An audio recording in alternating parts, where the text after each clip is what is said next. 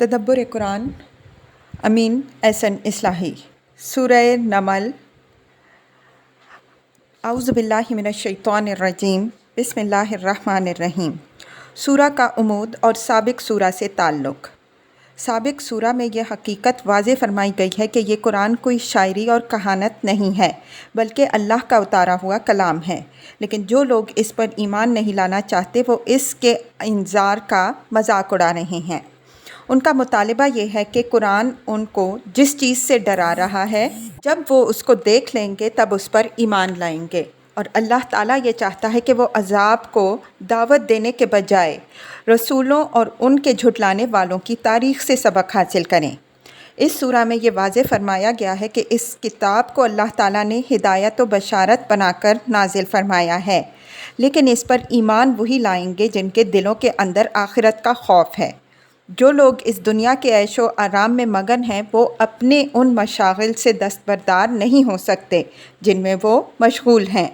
ان کے اعمال ان کی نگاہوں میں اس طرح کھبا دیے گئے ہیں کہ اب کوئی تذکیر و تنبیہ بھی ان پر کارگر نہیں ہو سکتی۔ پچھلی سورہ میں بحث کی بنیاد صفات الہی میں سے صفات عزیز و رحیم پر رکھی گئی ہے، جن کے تمام پہلوؤں کی وضاحت ہم کر چکے ہیں۔ اس سورہ کی بنیاد صفات حکیم و علیم پر ہے کہ یہ قرآن خدائے حکیم و علیم کا اتارا ہوا ہے۔ وہ جو کچھ کرے گا وہ حکمت اور علم پر مبنی ہوگا۔ پیغمبر صلی اللہ علیہ وسلم اور ان کے ساتھیوں کو اپنے رب حکیم و علیم پر بھروسہ رکھنا چاہیے کہ وہ ان کو اچھے انجام سے ہمکنار کرے گا۔ سورہ کے مطالب کا تجزیہ۔ آیات 1 تا 6۔ سورہ کی تمہید جو سورہ بقرہ کی تمہید سے ملتی جلتی ہے۔ اس میں واضح فرمایا گیا ہے کہ یہ قرآن بجائے خود نہایت واضح اور عقل و دل کا اپیل کرنے والی کتاب ہے، لیکن جو لوگ آخرت کو نہیں ماننا چاہتے وہ اس پر ایمان نہیں لائیں گے۔ وہ جن دلچسپیوں میں منہمک ہیں شیطان نے ان کی نگاہوں میں وہ اس طرح کھبا دی ہیں کہ اب وہ ان کے پیچھے اندھے ہو چکے ہیں، وہ اسی طرح بھٹکتے رہیں گے۔ 7 تا 14۔ حضرت موسیٰ علیہ السلام کی سرگزشت کا ابتدائی حصہ، جس میں یہ واضح فرمایا گیا ہے کہ اللہ نے ان کو نہایت واضح 9 نشانیوں کے ساتھ فرعون کے پاس رسول بنا کر بھیجا، لیکن فرعون اور اس کی قوم نے یہ یقین کرنے کے باوجود کہ یہ خدائی نشانیاں ہیں، حضرت موسیٰ علیہ السلام کی رسالت تسلیم نہیں کی اور بالآخر وہ ہلاک ہو کر رہے۔ آیات 15 تا 44۔ اللہ تعالیٰ کے صالح اور مصلح بندوں کا ذکر کہ نعمت ان کو اندھا نہیں بناتی، بلکہ جتنا ہی ان نعمتوں میں اضافہ ہوتا جاتا ہے اتنی ہی منعم حقیقی کے آگے ان کی فروتنی اور افگندگی بڑھتی جاتی ہے۔ حضرت داؤد علیہ السلام اور حضرت سلیمان علیہ السلام پر اللہ تعالیٰ کے جو انعامات ہوئے ان میں سے بعض کا حوالہ جن سے واضح ہوتا ہے کہ اللہ تعالیٰ نے نعمت و جاہ اور حکمت و سائنس میں سے جو کچھ ان کو بخشا وہ کسی کو بھی نہیں بخشا، لیکن انہوں نے ہر نعمت کو خدا کا فضل جانا اور یہ حقیقت ہمیشہ پیش نظر رکھی کہ یہ نعمتیں دے کر اللہ تعالیٰ ان کا امتحان کر رہا ہے کہ وہ اس کے شکر گزار بندے بنتے ہیں یا نہیں۔ 45 تا 53۔ مفسدین فی الارض کے انجام کو واضح کرنے کے لیے قوم سمود کی مثال کا حوالہ۔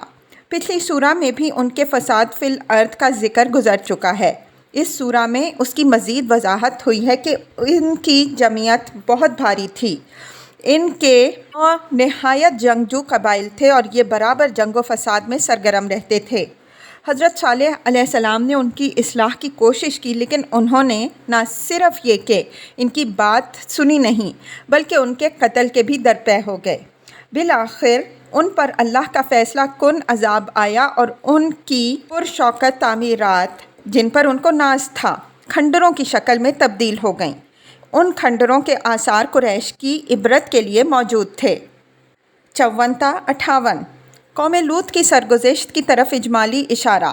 حضرت لوط علیہ السلام نے ان کے اخلاقی فساد کی اصلاح کی کوشش فرمائی اور ان کے برے انجام سے ان کو ڈرایا، لیکن وہ ان کی بات سننے کے بجائے ان کو اور ان کے ساتھیوں کو اپنے اندر سے نکال دینے کے لیے اٹھ کھڑے ہوئے کہ یہ لوگ بڑے پارسا بنتے ہیں کہ ہمیں نصیحت کرنے اٹھے ہیں۔ بالآخر ان پر بھی خدا کا عذاب آیا جس نے ان کو نیست و نابود کر کے رکھ دیا۔ ان کے آثار پر سے بھی قریش کو اکثر گزرنے کے مواقع ملتے رہتے ہیں۔ 59 تا 60 اس کائنات کی گوناگوں نشانیوں اور نعمتوں میں سے ایک کی طرف اشارہ کر کے مخاطبوں سے سوال کہ ان میں سے کس چیز کو تم خدا کے سوا کسی اور کی طرف منسوب کر سکتے ہو؟ جب ان میں سے کسی چیز کو بھی خدا کے سوا کسی اور کی طرف منسوب نہیں کر سکتے تو آخر اللہ کے سوا دوسری چیزوں کی کیوں پرستش کرتے ہو اور ان کے بل پر اللہ اور اس کے رسول صلی اللہ علیہ وسلم سے کیوں لڑنے اٹھ کھڑے ہوئے ہو؟ آخر میں اس بات کی طرف اشارہ کہ جہاں تک شرک اور کا تعلق ہے ان کے حق میں تو کوئی دلیل یہ پیش کر نہیں سکتے، لیکن آخرت کے مقابلے میں یہ سخت تضاد فکر میں مبتلا ہیں۔ اس کو یہ محض عقلوں کا فسانہ کہتے ہیں اور یہی چیز در حقیقت ان کی ساری سرکشی کا سبب ہے۔ 69 تا 93 خاتمہ سورت، جس میں نبی صلی اللہ علیہ وسلم کو تسلی دی گئی ہے کہ نہ ان کے حال پر غم کرو نہ ان کی چالوں سے پریشان ہو۔ اگر یہ عذاب کا مطالبہ کر رہے ہیں تو ان سے کہہ دو کہ جو مہلت ملی ہوئی ہے اس پر اللہ کا شکر کرو، اپنی شامت نہ بلاؤ، تم اپنا فرض ادا کر دو۔ اگر یہ نہیں سنتے تو تمہارا کام مردوں اور بہروں کو سنانا نہیں ہے، تم یہ اعلان کر دو کہ مجھے اسی قرآن کے سنانے کی ہدایت ہوئی ہے، جو اس پر ایمان لائے گا اس کا نفع اسی کو پہنچے گا اور جو اس کا انکار کرے گا اس کی ذمہ داری مجھ پر نہیں، میں صرف ایک منذر ہوں، لوگوں پر کوئی داروغہ مقرر کر کے نہیں بھیجا گیا ہوں۔